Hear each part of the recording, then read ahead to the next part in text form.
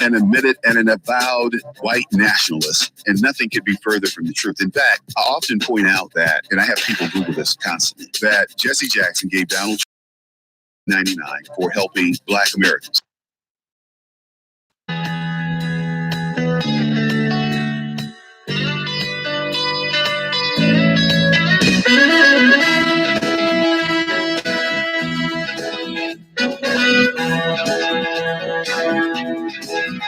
Well, hello, folks. Welcome to the Reality Check with Charles Butler. We have the honor of having the Honorable Judge Janine Pirro with us today. I tell you, it's she's a lady that I have admired for years, and we have her with us today, and we're going to talk about the deep state and talk about her new book, New York Times bestseller, and it's Radicals, Resistance, and Revenge, the left's attack on the president, the left's plot to remake America. That's a great title and a great book. I've got through about half of it, Judge, but it is a great read. I tell you, I'm loving every page. It's a page turner. Judge? Well, thank you very much. And, after I wrote Liars, Sleepers, yes, I'm here. Okay. Can you hear me? Yes, ma'am. I'm here. Yeah, I hear you. Hello? I hear you. Okay. All right. After I wrote Liars, Leakers, and Liberals, and I talked about the deep state, and I remember Whoopi Goldberg went after me, there's no such thing as the deep state. And I stepped back and I said, you know what? They're trying to change all of America. They're trying to take away our First Amendment rights, free speech. Whenever someone on the right speaks, they're a racist or they're a homophobe or any phobe they can think of, and they stop us from going to universities by protesting and rioting. And then they take us off of Facebook and Twitter. Right. And then they try to make sure we don't have any jobs, like right. Deborah Messing 2 weeks ago in Hollywood. We're going to out all the conservatives so they never work in this town again. And then Antifa comes in their crazy ninja outfits, a bunch of cowards covering up their faces, to assault us. And then the police stand down because they're being ordered to do so by the radical leftist mayors and county executives. I mean, and I could go on and on. Everything about this country they're looking to change, and it's all because the revenge, because Hillary Clinton didn't get across that presidential finish line. Well, and then, Judge, we had a president who said that 5 days before his election that he was fundamentally going to change America. That struck a chord so deep in me at that time. I was commenting about it.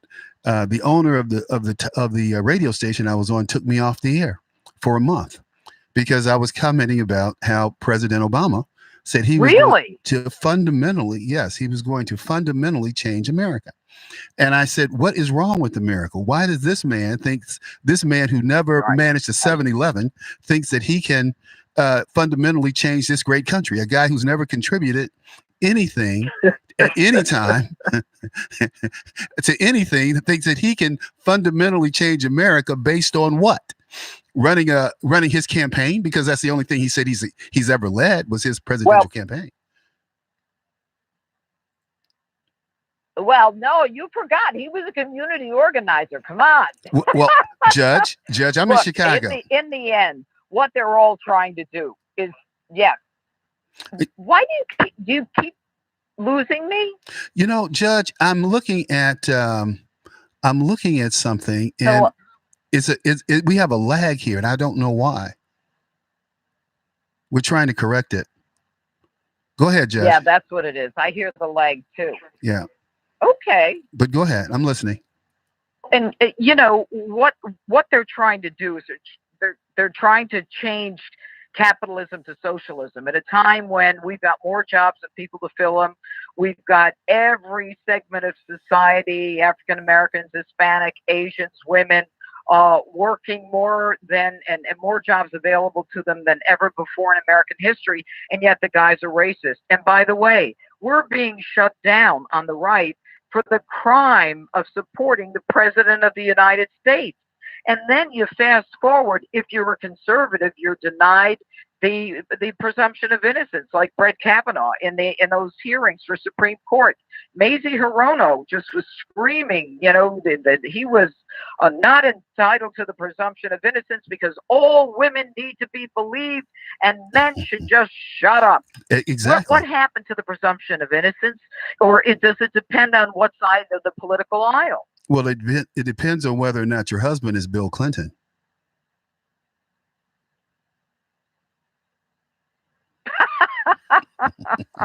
Yeah, that's a good one. That is a good one. And but the socialism aspect where, Bernie Sanders had Venezuela on his Senate website. I talk about this in the book, and he took it down. He said Venezuela was a perfect example of socialism, except now women are giving birth on the side of the road and they're eating their zoo animals. I mean, it's just horrible. It is. And they want to, all of them, I call it the Democrat clown car. All of them line up on that stage and they can't wait to raise their hand to go further and further left. We need Medicare for the illegals. And you Right. Americans, you're going to pay for it. You're going to pay for your own too. It's nonsensical. Well, it is nonsensical, Judge. But Judge, I wanted to give a shout out to two of my friends who, Tom Stadeka, who you met at the Turning Point dinner, great friend of mine. He's my brother from another mother. He's told me to tell you hello, and told me you did a great job at Turning Point. Tell him I said hi too. I will. And Lou Weisbeck, who I think you know Lou. Lou used to head up the Franklin Foundation. He raised money for Republicans, but he wants you to read an article that I'm going to send to Evelyn and get to you, and it's called "Who's Prepared to Do Something About Money in Politics?" And Okay. And Lou was the #1 fundraiser for Democrats under Clinton, but he's looking for cures for cancer and things like that right now. Oh, good. Okay, I'm happy to read it. I read all the time, so just add it to my list. And it is right now in America. I mean, we've got so many issues confronting us, and everybody has a role to play. I mean, all of us can change things. And now, the Department of Justice has recommended a prosecution of Andrew McCabe. So for all those people who thought there would never be justice for the corruption at the top of the FBI, where Jim Comey ran his band of criminals, well, they're starting with Andrew McCabe. Well, it's about time, though, Judge. But if I or you had erased 35,000 subpoenaed emails, we would have immediately had some legal action against us. It is unconscionable that Hillary Clinton has gotten away and her cohorts have gotten away with the things they've gotten away with. And these people outside of the Beltway, we are very angry. And I don't think people inside the Beltway really understand that we are tired of them telling us how to run our country. Right. Yeah. And how to run your lives and how much hamburger to eat and where you should live and whether or not you should fly or drive a car. This is lunacy, but you're right. I mean, I've been a prosecutor, judge, and DA for 30 years. I mean, when somebody destroys evidence with BleachBit and deletes 33,000 emails and hammers their iPhones and iPads, I mean, that's a destruction of evidence. But Jim Comey, oh no, he wasn't gonna go after her the way they went after Donald Trump. And there's something called a process crime, where in the process of one investigation, you find that people are lying or not telling you the truth, and then you start indicting everybody. Well, they did that in Donald Trump's case. Did you hear of one process crime in Hillary Clinton's case? No, because they didn't do an investigation. They just decided, we're not going to indict her. And Jim Comey was the head of the FBI. He had no right to come out and say no reasonable prosecutor would prosecute. The Attorney General was Loretta Lynch. I mean, somebody from the Attorney General's office makes that decision, not the FBI. Well, I think you've made that very clear on your show, by the way, which I hadn't mentioned, but I've watched since you began it on Fox, and I used to be on Fox a lot in the old days. But for those of you who don't know, Judge Jeanine has a show on Fox News. It's called Justice with Judge Janine. Great show, great perspective. And as a matter of fact, it's so good that Fox told you could not go on Newsmax. How about that?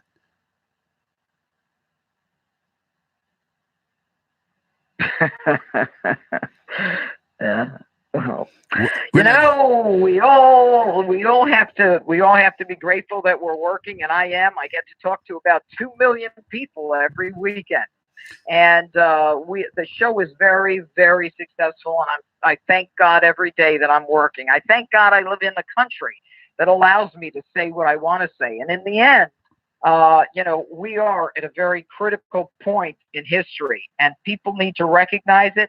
They need to they need to make sure that they vote in school board elections. Make sure that you know what the curriculum is for your children in school. Most parents would be stunned if they knew what children are being taught in school. So it's an across the board thing. And I write about all of the things that I think are wrong, not to mention, the illegal immigrants, 144,000 in 1 month in October.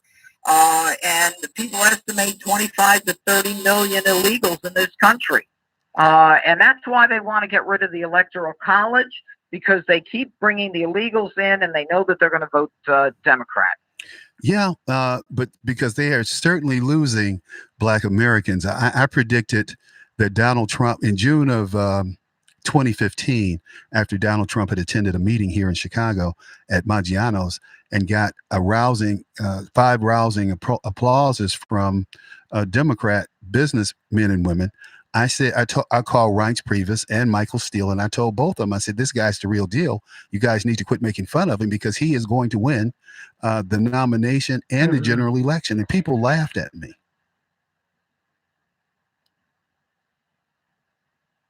Yeah, well, good for you. You had the final sale, the final laugh, because in the end, what they're trying to do is they're trying still to take him down. But the proof is in the pudding. All the success that he's had with our economy, with our military, building it up again, supporting law enforcement, while the left does nothing but continuously try to tear it down. So, as we try to make and keep this country as great as it is, there are people who want to destroy it. And I think it's important for everyone to understand what's at stake. And that's why I wrote the book. Well, Judge, I really enjoyed your chapter on Home Alone in the White House. That was not only funny and insightful, but God, I enjoyed reading that so much. We have a caller who'd like to say something. G. Roach. Thank you. Hello, caller. I only have 15 minutes yet. Okay.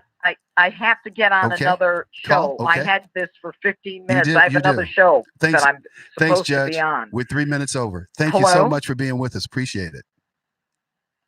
Okay.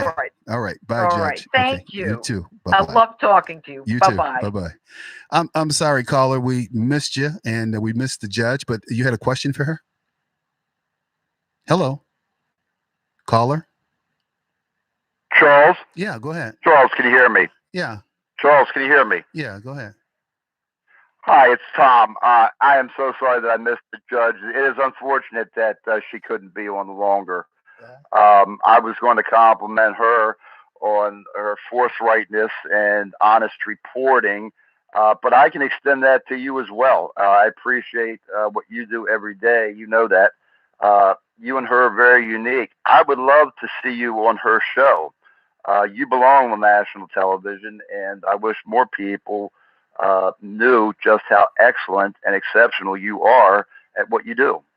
Well, thanks, Tom. I appreciate that. Appreciate you calling in and saying that. Means a lot. In fact, that's how we met years ago on Genesis Communications Network.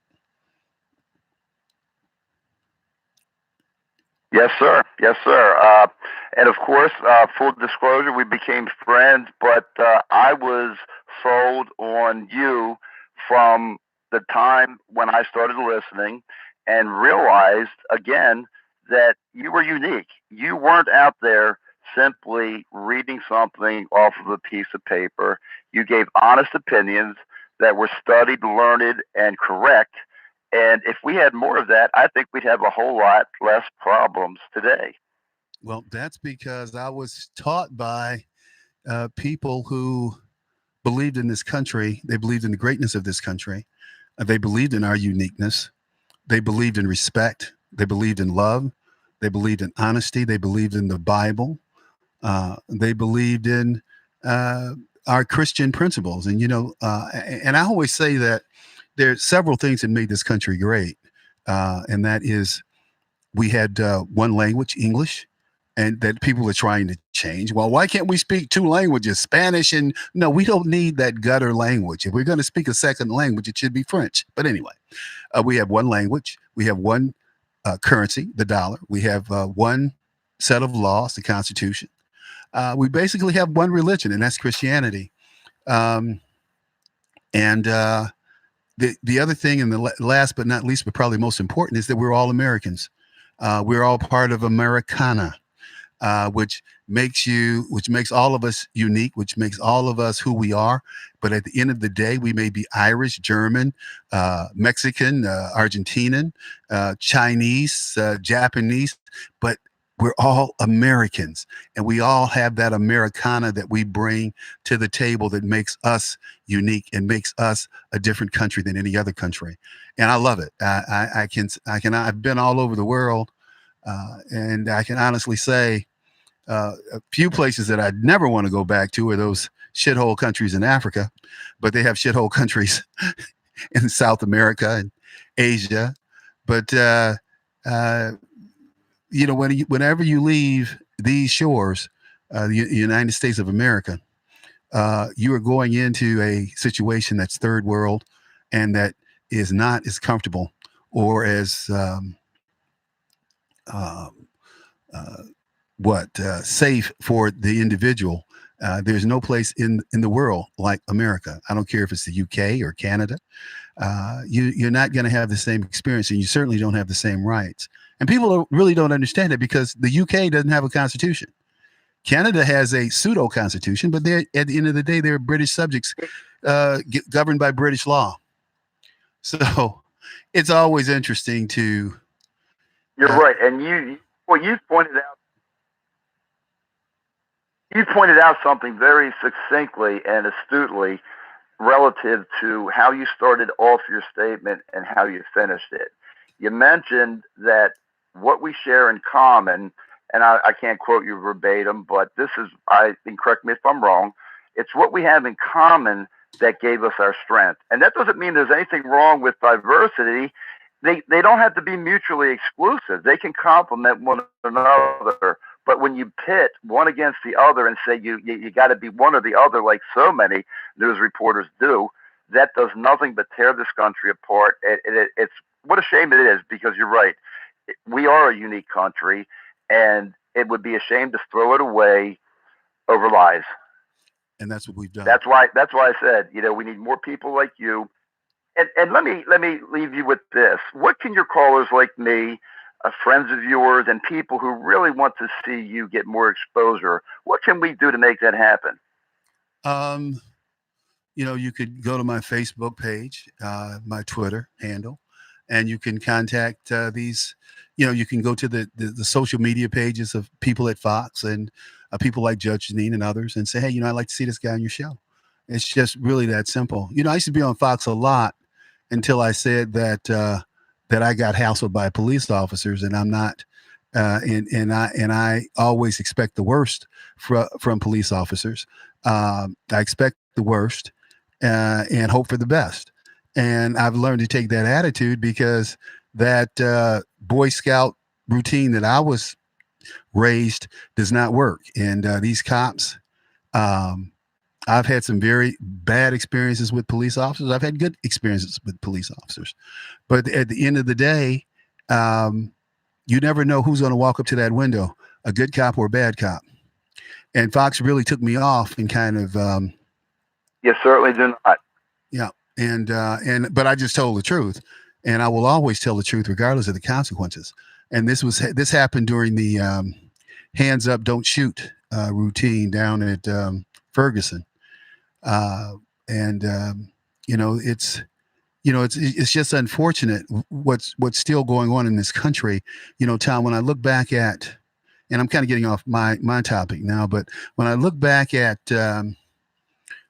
race riots that have started and major civil unrest, they've started over two things: police abuse against blacks and white women lying on black men raping them. Those are the two. If you look back at any major civil unrest, any major city riot, they started over one of those two things.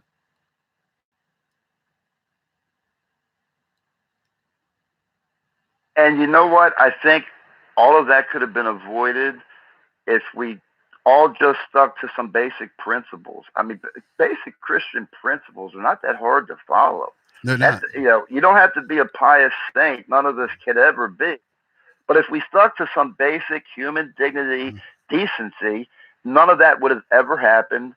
And now it's as if people would like to fan the flames of what we were starting a little bit to move beyond. Mm-hmm.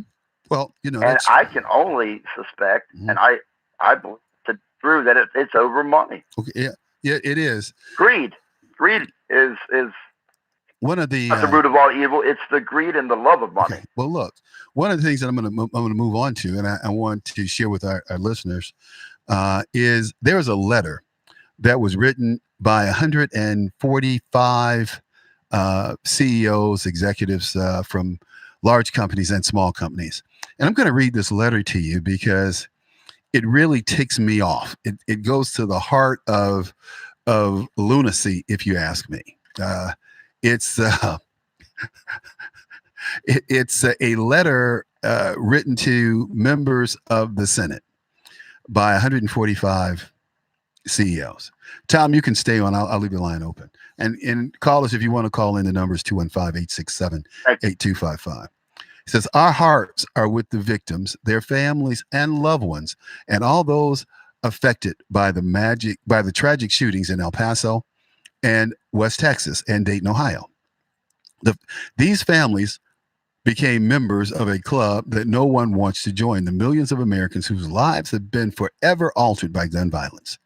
Every day, 100 Americans are shot and killed, and hundreds more are wounded. These are more than mass shootings in recent weeks. Gun violence has devastated Chicago, Canoga Park, Newport News, Gilroy, and Brooklyn, among others. This is a public health crisis that demands urgent action. Okay. As leaders of some of America's most respected companies and those with significant business interests in America, we are writing you because we have a responsibility and an obligation to stand up for the safety of our employees, customers, and all Americans in communities we serve around the country. Doing nothing about America's gun violence crisis is simply unacceptable, and it's time to stand with the American public on gun safety. Gun violence in America is not inevitable, it's preventable. There are steps Congress can and must take to prevent and reduce gun violence. We need our lawmakers to support common sense gun laws that could prevent tragedies like these. That's why we urge the Senate to stand with the American public and take action on gun safety by passing a bill to require background checks on all gun sales and a strong red flag law that would allow courts to use life-saving extreme risk protection orders. Background checks and extreme risk laws, also referred to as red flag laws, are proven to save lives. Since Congress established the background check system 25 years ago, background checks have blocked more than 3.5 million gun sales to prohibited purchasers, including convicted felons, domestic abusers, and people who have been involuntarily committed. However, in the decades since, the law requiring background checks on gun sales has not been updated to reflect how people buy guns today. The Senate must follow the House's lead by passing bipartisan legislation that would update the background checks law, helping to keep guns out of the hands of people who shouldn't have them, in an effort to save lives. Background checks on all gun sales are a common sense solution with overwhelming public support and are a critical step towards stemming the gun violence epidemic in this country. Perpetrators of mass shootings school shootings, and hate crimes often display warning signs before committing violent acts. Additionally, people who end their life with a gun also often show signs they are in crisis before they act. Interventions in the state in states with extreme risk laws have already prevented potential tragedies. Expanding extreme risk laws to enable families and law enforcement nationwide to intervene with someone who is at serious risk of hurting themselves or others is critical to preventing future tragedies. These proposals are common sense, bipartisan, and widely supported by the American public. It is time for the Senate to take action. Sincerely, and then it goes organizations more than 500 people, and that's Airbnb, Amalgamated Bank. They go on to talk about Bain Capital, Bloomberg. These are CEOs. Brian Heskey at Airbnb, at Bloomberg, a guy named Peter Grauner, Condé Nast, Roger Lynch, Dick's Sporting Goods, a guy named Dick Shack. We go down the list of, guy at Gap, guy named Ed Peck. Okay. Then we go to organizations with fewer than 500 people. And I see Hey, Charles. Yeah. And I see a couple of friends of mine on Hey, here. Charles, is it ultimately signed by Silver Tongue Devil? Who's that? Because that's what it sounds like. Who was the person behind who wrote it? Who? And it's interesting that you brought up corporations. Who's Silver Tongue Devil? Correct me if I'm wrong, but wasn't it God that created us? And didn't we create the Constitution? No. Which created our government. Yeah, let me finish this. And then our government created the corporations, but we're in charge. We forgot that. We didn't, but a lot of people did. Yeah, let me finish this. So anyway, I read this letter to say this about where these people are going. First of all, I didn't vote, and anyone hasn't asked me for my opinion on background checks or extreme risk laws. And I don't know how many of you have been polled out there. Think about it. So when they tell you that the American public supports these things, who, what, where? I don't know anyone who's been polled about background checks or extreme risk or red flag laws. Do you? The answer is absolutely not, because it doesn't exist. They're lying. And these people who are on this list all live in gated communities or buildings that have extreme security attached to them. I'm looking at one right now and says they put their name on the list. I'm going to call them out. And that's Melody Hopkins, who's married to what's his name? The guy in Star Wars. I'm looking at him, little short guy, real nice guy, short guy. What was his name? George. Can't come up with his last name right now. But anyway, the guy was from Star Wars. She's married to him, Melanie Hopkins. They travel. They have security. Wherever they go, they have a gated community and all this good stuff. John Rogers, gated community, building with serious security guys at the door. But they don't want the average citizen to have the protection or be able to protect themselves. If you all want to understand how concealed carry has changed the quality of life and saved lives here in Chicago, I suggest that you look at one video. And all you have to do is go, Chicago woman shoots man in the neck at bus stop. That's what you Google. This happened in January or February of this year, shortly after Christmas. A young lady, 6 o'clock in the morning, standing at a bus station, trying to catch the bus to go to work. This black guy walks up. Now, let me tell you about this black man who comes and approaches this woman with a gun. He was on probation for a gun charge and for attempted robbery. Why? Because the prosecutors downgraded his charges so that he could get out. That's what they do with these black men in these communities. And everyone wants to talk about criminal justice reform and how black men are unjustly put in jail. That's bullshit. I'm sorry. Some guys may get a raw deal, but 96% of these guys belong in jail. Well, Charles, I've learned, and it took me a long time when I was a cop. I was a little slow in the uptake, but I finally came to realize, sadly, prosecutors are interested in convictions, and that's all they care about. Yeah, well, all I'm The talking about damn is the with quality. people and the safety. I'm talking about the quality of life that conceal to these cities, and these people on this list are people who have protection. The people on this list are people who don't have to worry about being accosted, don't have to worry about bullets coming through their house. I had a guy at my house a few minutes ago, AT&T rep, and I'm not going to call his name. Great guy, love this guy. He was here to check my lines to make sure Judge Janine came through well, but that didn't happen. It screwed up. But he came to and we were talking about, he was talking about how a block from his mother's house, this young man came and set up with a gun and just fired at everybody on the block, fired through their homes, shot a woman in the head. And he said his first instinct was to laugh at this guy trying to get away, who tore down 2 planks on his mother's fence. And I said, why do people laugh? Because I've noticed, especially Black folks, when you say, hey, I almost got killed, or people laugh. The first instinct is to laugh. I don't know if it's to release tension, but I never found it funny. And I always found it sick in a pathology.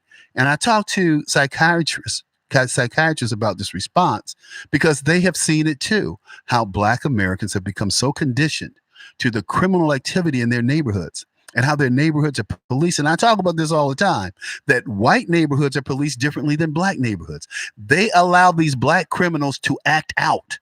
There is no reason for a young man or woman to be driving down the street playing their music so loud that you hear it in your house. And they say, well, this is what I want. Did Martin Luther King march in the streets for these Black young men to walk down the street showing the crack of their asses, or to walk into a restaurant showing the crack of their asses? Did Martin Luther King march for that? Did he die for that? Did he die, or all these people who participated in the civil rights movement, did they give up their time, their sacrifices, their jobs and money so that these morons could walk around looking like pickaninnies, with their hair looking like pickaninny? That's what these braids are. You got basketball players who are making $30 million a year running up and down the court looking like pickaninnies. Are they that stupid, or they have no respect for the race? Well, That's not a question. That's a that culture has spread. That culture, Charles, has spread to the white community and every other community. It's considered cool. And at the end of the day, when you mention about the gun issue, you're right. Those who are in power are protected. And of course, they don't want us to be protected, because guess what? We wouldn't need them then. And they want to control us all, regardless of the color of our skin. They want the power. When I hear these a-holes, and that's what I'm calling all 145 of you a-holes, because that's what you are. You're lying a-holes. You're saying that the American public, this is a quote from this letter. That's why we urge, the 145 people who signed on to this, the Senate, to stand with the American public. The American public didn't tell you anything about background. We have enough background checks. If I go to a gun store and buy a gun trade show and buy a gun, there's a background check to run. I should not have to have a background check, give my godson a weapon that was given to me by a comrade 30 years ago, and I'm passing it on as an heirloom. You people are despicable. You're despicable. You're disgusting. And all 145 of you have identified who you are. And let me tell you, I won't be riding any Ubers, because the CEO of Uber's on here, Darwa Kalushia. She's from India. He's from India. They don't want a gun. British subject. They're not American. Take that British subject mentality somewhere else. I know you call it the Wild Wild West. You Americans like we have too many damn foreigners in this country. I'm sorry. We have too many foreign-born people in our country today. Charles, it's that kind of candor that makes you the best of the best. Now, if you'll keep me on the line just so I can hear the end of the show as you wrap it up, I'd like you to answer me one question and tell me how ironic, in the audience, how ironic it is that we're told that we're a free country and that Afghanistan is enslaved, yet they walk around freely with AK-47s on their back with no problem. Who's the real enslaved people? I think it's us. Well, I'm going to leave you with that. Thank you, Charles, for your show. Thank you, man. Appreciate it. So, yeah, that's a great question that Tom asked. When you see these people in Afghanistan, they walk around with real AK-47s. Let me repeat, real AK-47s. What is a real AK-47? A real AK-47 is a real assault rifle. We don't have assault rifles on the streets of America. We have replicas of assault rifles. An AK-47 is a weapon that has a shooting rate. When you talk about bullets, it's not one. Well, if you put it on auto, it's not one pull, one bullet. All these things that they talk about, Americans having assault weapons on the street, it's a lie. We don't have assault weapons on the street. We have replicas of assault weapons on the street. Now, when these AK-47s that these people carry in Afghanistan, they can shoot 3,000 bullets a minute. Okay. Some can shoot 45, and they travel at 440, I think it's 45, 3,000. Let me get it right. 3,000 bullets per minute, and they go out 4,500 feet. Those are the stats we were taught. And these people walk around Afghanistan with these guns on their back, on their hip, on their motorcycles. You see them on little bicycles, and they have their AK-47s. I was in Afghanistan back in the 80s, and I can tell you that it is a third world country, and it is really the wild, wild west. But you don't have people out shooting each other. And see, what we don't understand here in the West is that the Afghans are very tribal people. These are tribes that are fighting each other. This is not about democracy versus communism or versus socialism. These are tribes that are vying for power, vying for what? Why didn't we destroy all the poppy fields in Afghanistan? Because it's making billions of dollars for people here in America. Billions. So why not go give a farmer $3,000, which is what he's going to get for his crop, $3,000 US, and say, grow corn, grow wheat, grow okra, grow whatever you like to grow, but don't grow poppies. No, we let the whole poppy business flourish. And nobody wants to address that question. The answer is why? Well, the CIA supposedly is in that drug business. That's what Ollie North said. And others have said that too. I don't know. And I really don't care. But I do know this. If drugs were supposed to be so prevalent to destroy America, why weren't these drugs allowed into the white community during the Cold War? You have to remember this, folks. So for those of you who don't know, opioids have been in the black community since the 20s. The mafia, Lucky Luciano, remember there was a big drug war, a big gang war over putting drugs in the black community. And so the mobsters determined, well, we're going to let you deal in the drug business, in the heroin business. That's what they used to call it, heroin. Instead of heroin, they call it heroin, the heroin business. But as long as you let the jigs, as long as you keep it in the jigs neighborhood, you get that? The jigs, that was the Negroes, the jigaboos, the jigs neighborhood.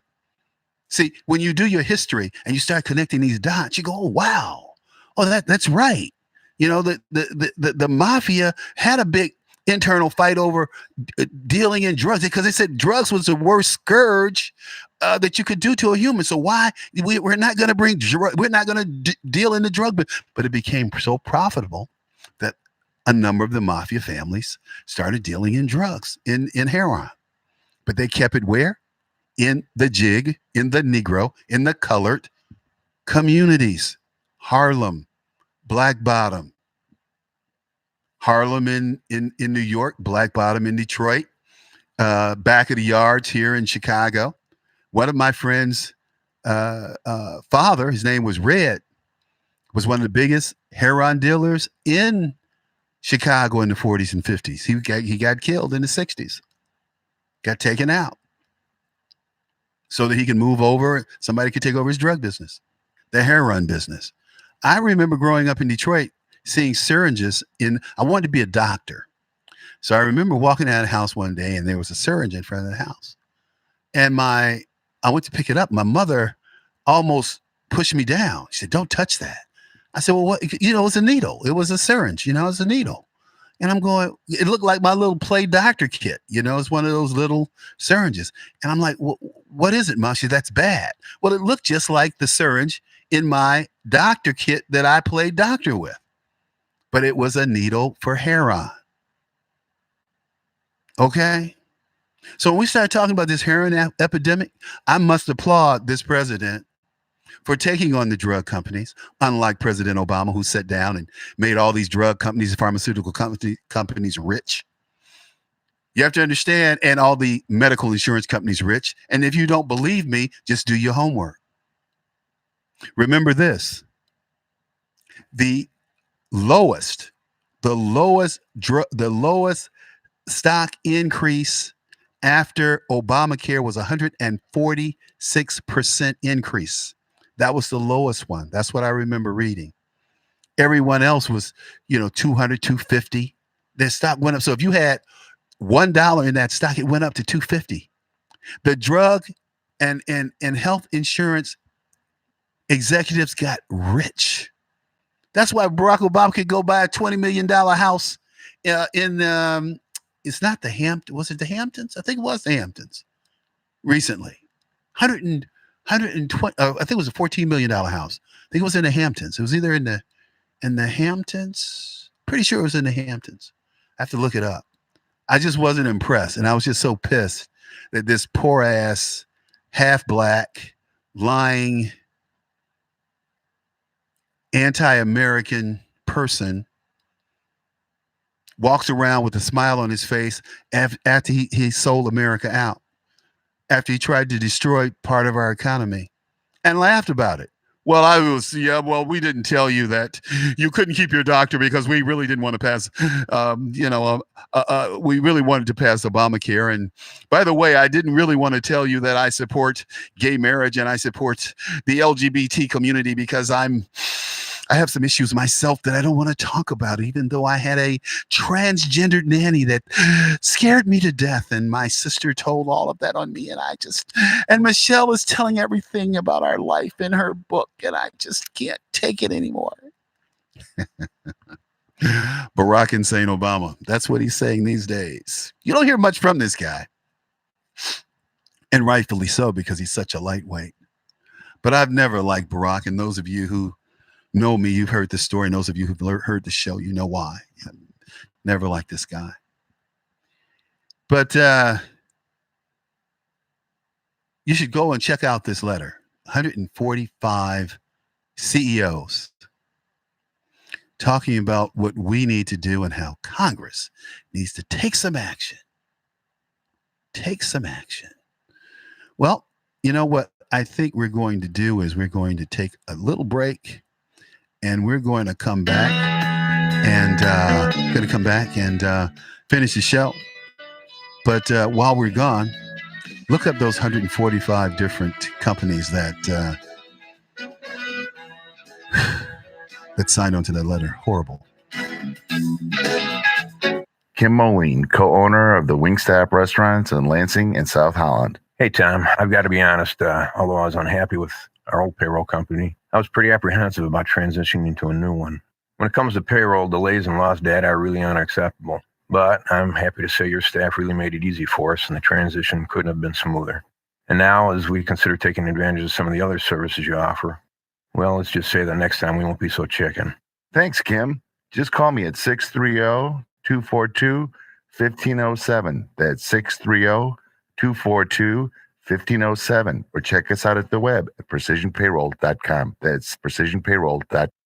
Hey, this is Leonora Cravota from Red State Talk Radio for My Pillow. I used to have trouble sleeping. My Pillow changed all that. I now fall asleep within moments of my head touching my pillow. That's how comfortable My Pillow is with its patented interlocking fill. My Pillow stays cool and does not go flat. Plus, it's machine washable and dryable. My Pillow has a 10-year warranty and a 60-day comfort guarantee. My Pillow is also the official pillow of the National Sleep Foundation, and it's made right here in the USA. My Pillow is now offering Red State Talk Radio listeners a 4-pack special with 2 premium standard or queen pillows and 2 go anywhere pillows. That's 4 pillows for the price of 1. To take advantage of this special offer, call 1-800-961-9194 and ask for promo code Red State. That's 1-800-961-9194, promo code Red State. Put sleepless nights behind you with My Pillow, the most comfortable pillow you will ever own.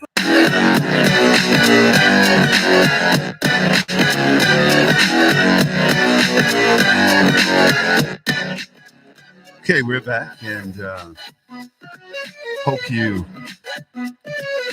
had an opportunity during our little break to look up this letter and look at these 145 executives that want to control our lives and tell the Senate to put more rules and regulations on law-abiding citizens. And somehow, because someone is having some mental issues, we're going to say, well, we need to send the marshals to their house or the ATF to their house and knock on their door and take their guns. Do you know what kind of situation that's going to create? I don't like police officers knocking at my door, first of all, if I didn't call them. And I don't answer the door when police officers knock on my door and I didn't call them. And you know why? Because that generally means someone called the police on you. And why would you want to expose yourself to that? Because you don't have to open the door or answer your door because the police are at your door to question you. Unless, of course, they have a warrant. Now, if they say, hey, Mr. Butler, we have a warrant to search your place. Different story. Got to open the door. But if they just want to talk, no, I don't talk. No. Not talking to me. But see, they make, these people, they make everything sound so innocuous and so common sense. It's not very common sense to me to have, I went through a very wasn't a nasty divorce, but it was contentious. It was one of those things where people wanted to hurt me. And that's okay. I'm a big boy. I can take it. I wasn't, and I'm not the retaliatory kind of guy. I just want to, get things done, end it. But if my ex-wife had called and said, well, Charles has all these guns in the house and he's unstable. And I just think that he may do something to me or to my daughter or to the neighbors. He said, where's the due process in this? He said, or I feel that women do it all the time. We're looking at a case right now that just unfolded. Antonio Brown, not one of my favorite people. I think he's a great football player, but I think he's an asshole. And I don't think he's a good teammate. I think the boy needs a daddy. He needs someone to tell him, son, calm down. You're a professional athlete. You're one of the best in the business. Chill out. Be a good teammate. Focus on your craft and stop all the insaneness. You can get another helmet, dude. They're trying to look out for you. You can get another helmet. Okay, your feet are messed up. Okay, we'll work on that. We got you. But now he's charged with rape by his trainer. Okay, so from what I read, and this is all I can go by, what I've read in several different articles and heard on television, Stephen A. Smith, he kind of breaks it down, but I haven't heard what he had to say on this. And that's unfortunate. I just thought about Stephen A. because he's one of these guys who kind of gives it to you straight without a chaser, without any KY. He just delivers. So, saying that, Antonio Brown's been accused of rape by his female trainer. First of all, why in the hell would he have a female trainer? This is a guy, you ever see this guy train? I mean, this guy is, he's intense when he trains. I mean, I've seen his routine. You saw his routine on Hard Knocks with the Raiders this year. A tremendous work ethic when it comes to keeping his body together and training, whether it's in the pool or whatever. Okay, so that's it. His female trainer claims he raped her 3 times, or maybe more. I have no idea. I'm just going by what I read in the paper. The question is, why would she continue to be his trainer if he raped her? He says, yeah, we had sex, but it was consensual. See, I don't play those games with women. And I've said this time and time again, because as a boy growing up, I remember Emmett Till.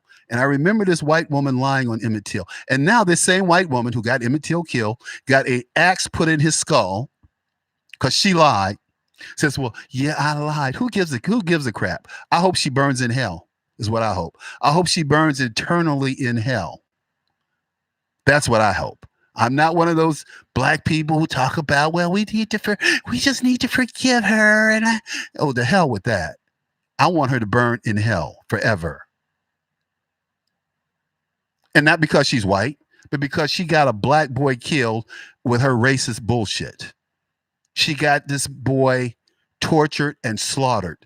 The man put an axe in his skull. We just learned this. And nobody went and killed those 2 white men who killed this boy. So you Negroes out there who talk all your talk, I don't want to hear it. You didn't avenge this boy's death with your cowardly ass. And his uncle, he needed to take a gun and blow his brains out. The uncle who let these white men walk out of his house with his nephew. One day I'll tell you the story about my dad and a policeman, same situation. My dad's father, who was all of about 5'3", cop was about 6'2", told my granddaddy, well, Ed, since you won't let us, Charlie, I'm named after him. He said, Charlie, since you won't let us take Ed into town and talk to him about whistling at these white women, he said, you might have some visitors tonight. He said, well, Sheriff, that may be okay. He said, but I can only promise one thing about your visitors. My family will not be the only one grieving. Basically, all of them wasn't going home, and nobody came to take my daddy from his father. Just a real man. Unlike the coward who gave up this boy to these white men to be tortured, and he's sitting around crying today. Coward. But that's the teaching that the black church does to black people. And I'm not going to go into that right now and these chicken eating black preachers, because I just get angry. So I'm not going to do it. But Antonio Brown is accused of rape, and he's got to deal with that. The same thing happened to Michael Irvin, the Hall of Famer, played for Dallas. And every time I see Michael Irvin, even though he was exonerated, he was innocent, I say, you should have sued that white woman for lying on you. And he didn't, because the attorney said, well, it's over. Again, cowards. Hey, look, read that letter. 145 CEOs, presidents, talks about how we need to give up our rights and how we need the Senate to protect us. And it's crazy. You don't stop crazy people from doing crazy things. You don't keep the guns out of the hands of bad people. But we certainly need to bring guns to gunfights to protect ourselves. Have a good one. See you tomorrow.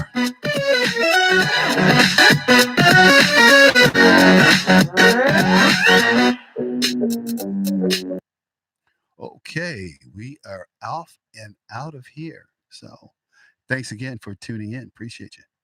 Red State Talk Radio is now available as a voice command on your Amazon Echo and Echo Dot by simply saying, Alexa, play Red State Talk Radio. Red State Talk Radio on TuneIn.